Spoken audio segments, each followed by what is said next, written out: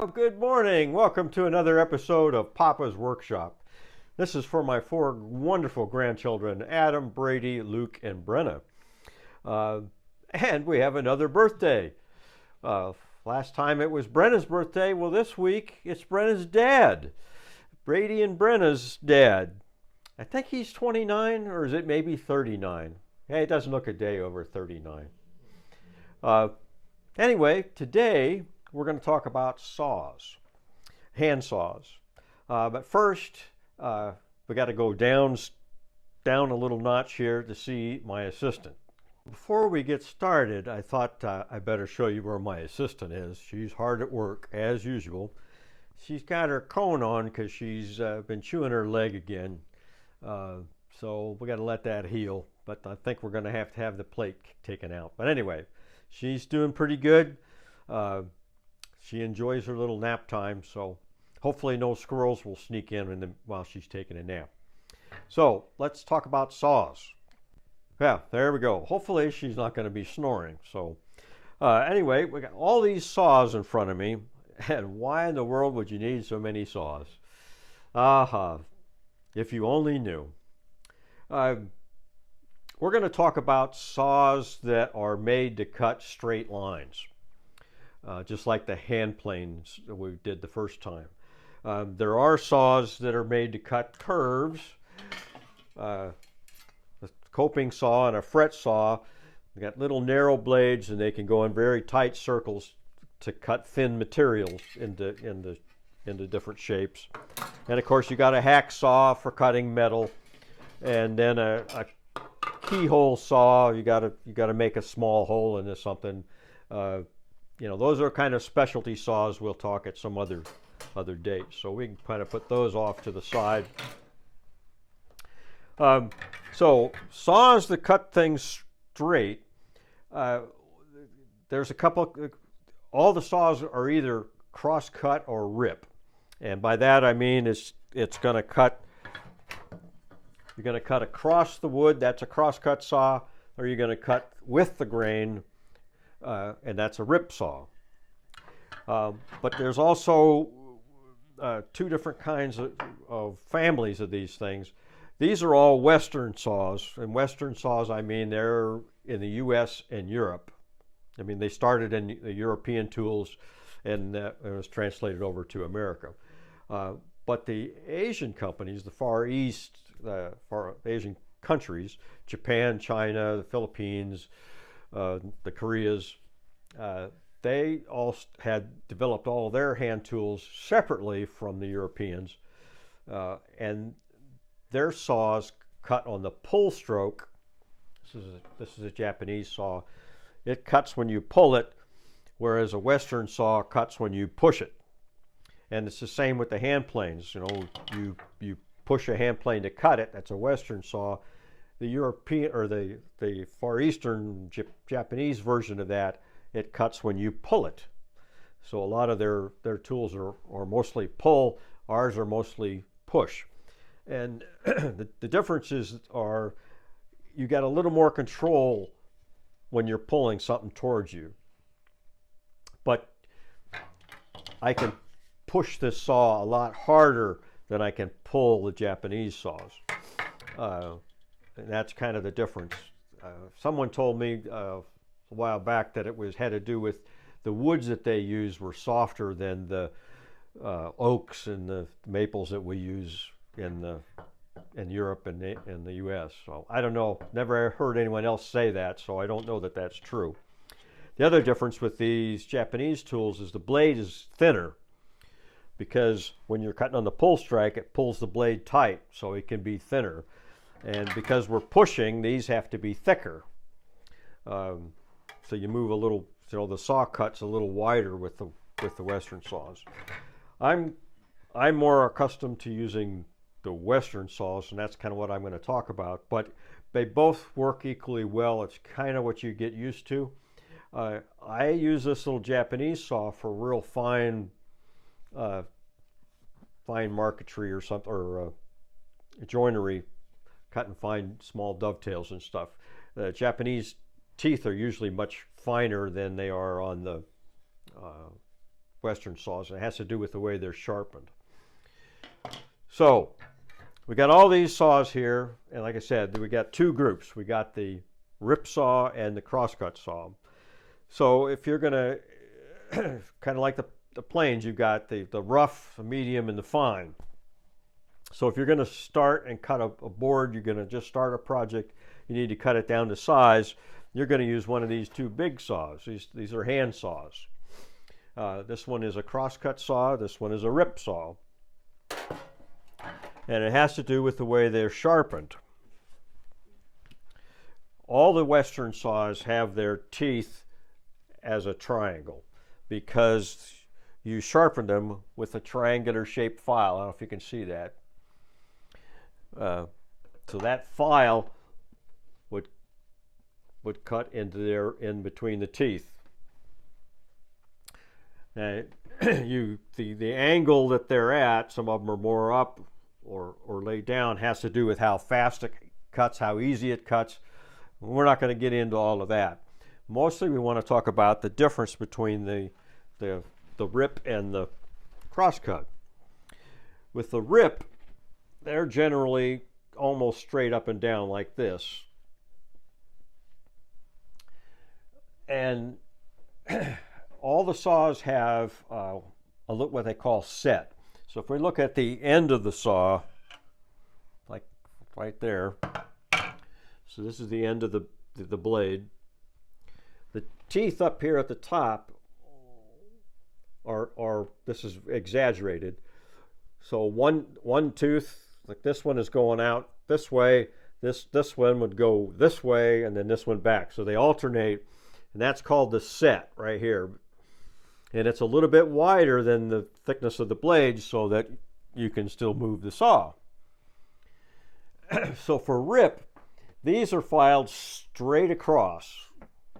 And it's just like little, so each one of these things is like a little chisel or a little plane, and it just rips up the waste in between, just like a plane would. And so it's very smooth. The crosscut saw, the teeth are more like this, and they're bent. They have the set in them like the other ones, every other tooth. But these are filed, if we look down on the blade, and this is the one that points right here.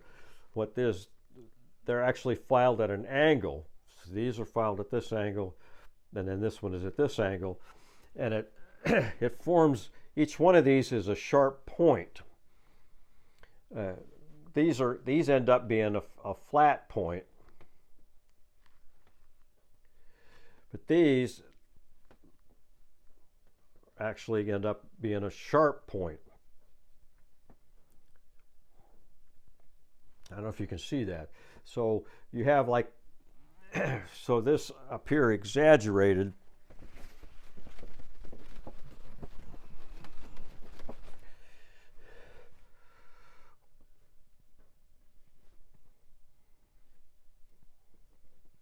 This is exaggerated, but you're going to have the flat rip teeth, but in the crosscut saw, those things are actually points.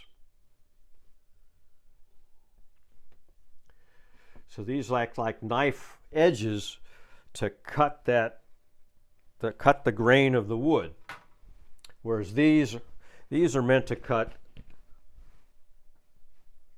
this area here is what does the cutting, but on these it's these edges, and the rest of it just plows out the waste. But this is what actually cuts on the crosscut. So they're very different. And both saws will cut either way. It's just that it's a lot easier to cut crosscut with a crosscut saw. If you try to do it with a rip saw, it's going to be much tougher and slower. And the other thing that determines is how many teeth per inch. If you have see, these rip saws has the space between the teeth is much greater than this crosscut saw. Generally, the rip saws are have fewer teeth per inch.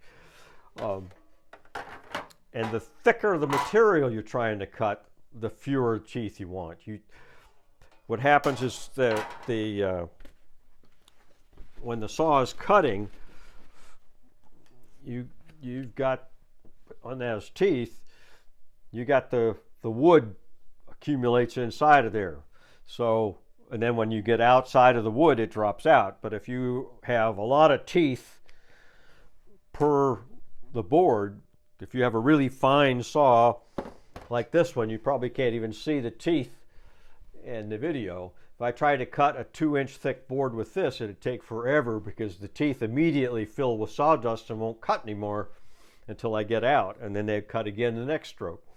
Whereas if I used the teeth like this on a 2-inch board, there's plenty of room for all that sawdust. So it's sort of a mix between the teeth per inch, the type of sharpening it's done, and that's what kind of brings you why there's so many different saws.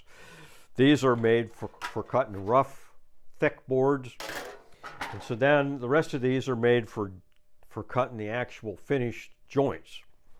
So we start with these small saws right here. These are dovetail saws, and we'll talk about dovetails, how to make dovetails later, but it's basically a joint that looks like a bird's tail, like a dove's tail. So that's a board that has, this is the end of a board, right? So those are the dovetail, this part right here. So you would have to cut this by hand with the dovetail saw. And then you've got the mating part, which is the pins, which you would have to cut with the dovetail saw. And since that's mostly going with the grain of the wood, the dovetail saws are sharpened in a rip fashion. And they have finer teeth because usually you're dealing with thinner woods. You're making a drawer box or a cabinet box, that kind of a thing is usually what you're putting dovetails in, so it's joinery, and you can get them a little rougher. This is a really fine one, this is a little rougher one, but that's how they're.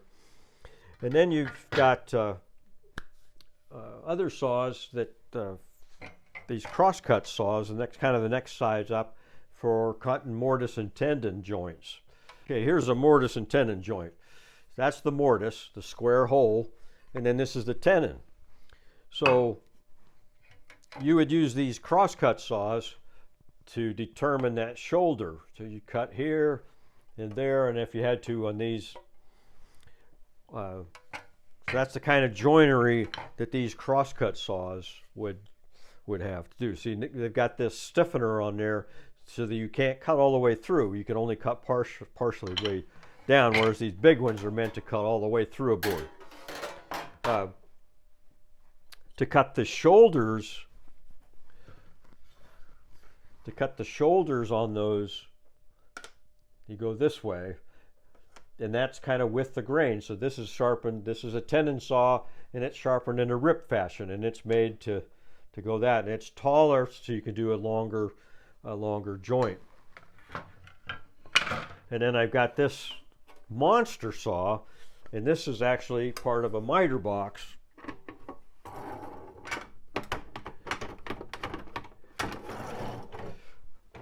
And so I can cut, that's filed for crosscut because I'm going to cut the end of a board. I'm going to put it in here and cut it at whatever angle. So that's kind of why you need all those. And this is a little bitty fine for if you're doing really something really small. It's got really fine teeth. So that's kind of what you need there. The thing is, there's a whole science behind how the teeth are shaped.